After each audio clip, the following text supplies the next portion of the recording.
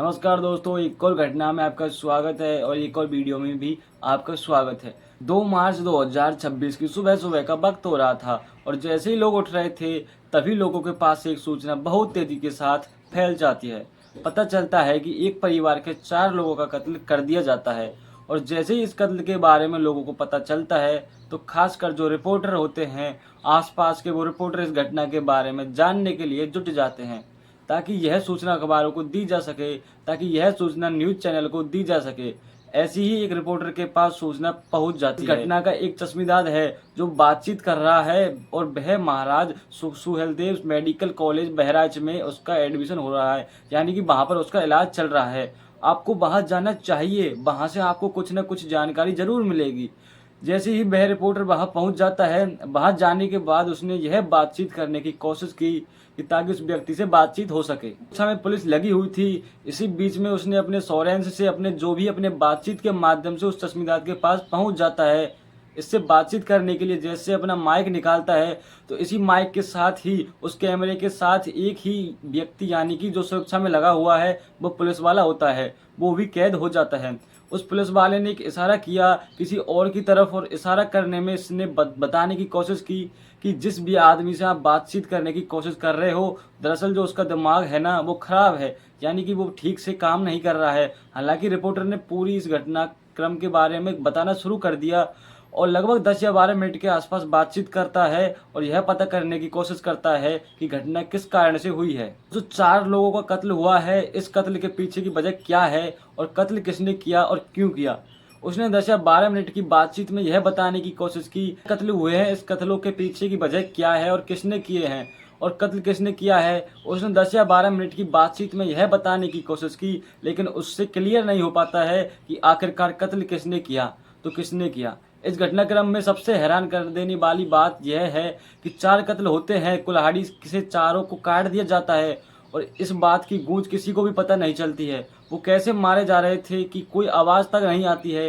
लेकिन एक व्यक्ति के सर में जब एक ईंट जाकर लगती है तो उस ईंट की जो गूंज होती है वो पूरे गांव में फैल जाती है और उसी के माध्यम से पता चलता है कि इस घटना के अंदर 4 लोगों का कत्ल हो चुका है। हालांकि पुलिस ने इसमें एफआईआर दर्ज भी कर ली है और पुलिस इस मामले की जांच पड़ताल भी जारी रख रही है, लेकिन पुलिस भी खुद हैरान है कि कातिल कौन है। आदाब, नमस्कार, मैं आपके साथ छोटा न्यूज पेपर। दोस्तों वीडियो में अंत तक बने रहना। बात है दोस्तों उत्तर प्रदेश के जिला बहराइच में एक स्थान होता है। उत्तर प्रदेश के जिला बहराइच में एक थाना लगता है रूपई डीहा और इसी थाना क्षेत्र का एक गांव है बसंतपुर उदल और बसंतपुर उदल एक माजरा है जिसका नाम रामनगर। और 2 मार्च 2026 की आधी रात का वक्त हो रहा था, यानी कि लगभग 1:30 बजे के आसपास का वक्त था कि गांव में बहुत जोर से चीखने की चिल्लाने की आवाज आ रही थी। जैसे ही लोगों को चीखने और चिल्लाने की आवाज आ रही थी तो उन चीखों की तरफ दौड़ने लगते हैं और भागने लगते हैं, यह देखने के लिए कि आखिरकार यह चीज चीखे आवाज कहाँ से आ रही है और क्यों आ रही है।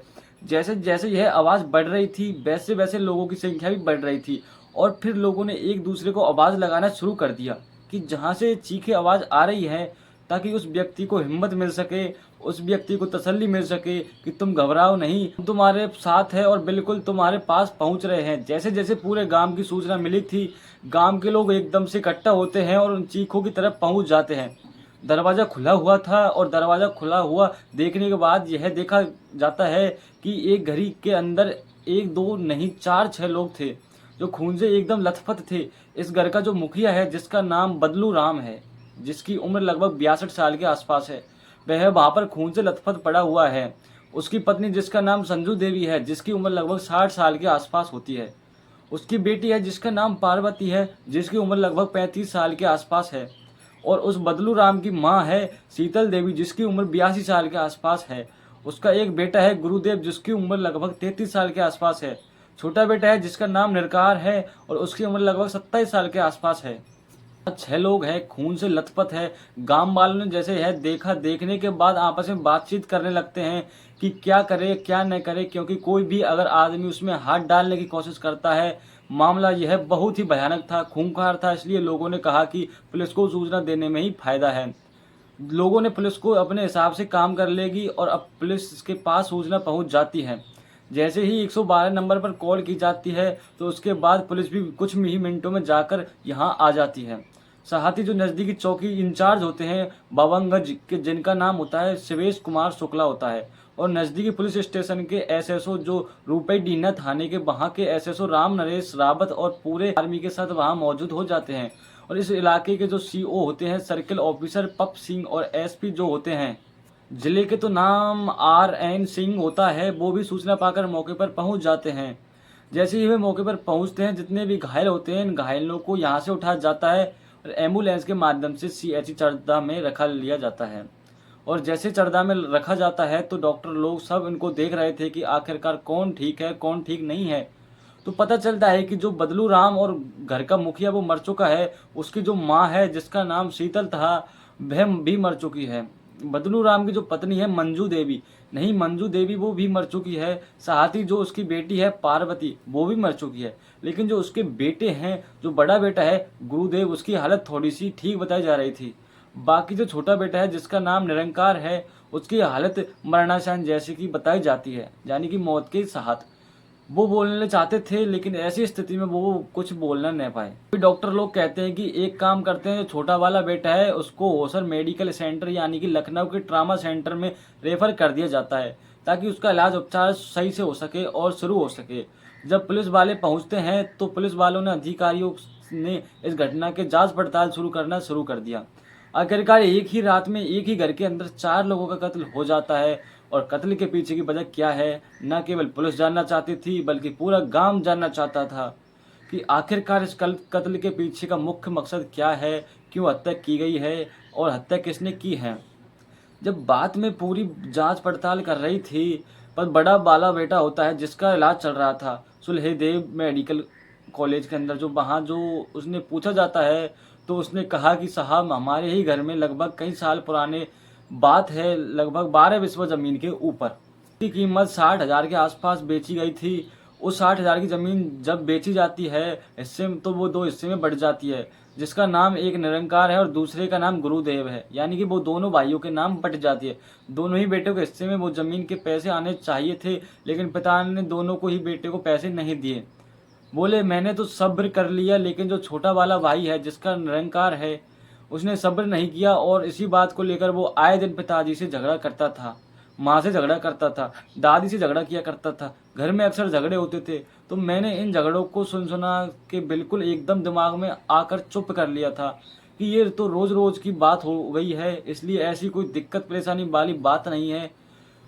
1 और 2 मार्च 2026 की रात लगभग 12:30 बजे के आसपास इसी बीच में ये झगड़ा कर रहे थे, आपस में कहासुनी चल रही थी। अपने बेटे 10 साल का उसका बेटा है गुरुदेव का, वो अपने बेटे के साथ जाकर कमरे में जाकर सो जाता है और देखता क्या है कि कुछ देर के बाद चीखे की आवाज़ आती है। जब वो मौके पर पहुंचता है तो उसने अपनी माँ को मरा हुआ देखा, उसने अपने पिताजी को भी मरा हुआ देखा, उसने अपनी दादी को भी मरा हुआ देखा, उसने अपनी बहन को भी मरा हुआ देखा, क्योंकि वो कुल्हाड़ी थी, वो भारी वजन की होती है और उस भारी वजन से एक के बाद एक कई बार किए गए थे, यानी कि हमला कर दिया था। और बार करने वाला कोई और नहीं होता है, उसी का ही छोटा भाई होता है जिसका नाम निरंकार होता है। जैसे ही बड़े वाले भाई ने यह बात पूरी कहानी सुनाई थी, पुलिस ने उसके द्वारा दी गई तहरीकार यानी कि सुनवाई FIR दर्ज कर ली थी, और FIR दर्ज करने के बाद इस मामले की जांच पड़ताल शुरू कर दी थी। यहाँ पता करने की कोशिश की आखिर की कुल्हाड़ी है वो कहाँ पर है, तो पुलिस को वो कुल्हाड़ी भी फॉरेंसिक टीम की मदद से और डॉग स्क्वाड की मदद से मिल जाती है, और उसकी भी उन्होंने जांच पड़ताल शुरू कर दी थी। इसी बीच में जब पुलिस वाले इस मामले की जांच पड़ताल कर रही थी तो पता चलता है कि इस घर में 2 भाई हैं और 2 बहनें हैं। दोनों भाई जो अभी गंभीर हालत में हैं, एक का लखनऊ में इलाज चल रहा था और दूसरे महाराजा सुहेलदेव बहराइच में एक मेडिकल कॉलेज में इलाज चल रहा था। जो बहन है उन बहनों में से एक बहन मारी जा चुकी है और दूसरी बहन है, जब इस हत्याकांड की खबर लगती है तो वह तुरंत ही वो मौके पर पहुंच जाती है। वो सीधा पोस्टमार्टम हाउस में पहुंचती है, जहां पर इसके पिताजी का, उसकी माँ का, उसकी बहन और उसकी दादी का पोस्टमार्टम हो रहा था।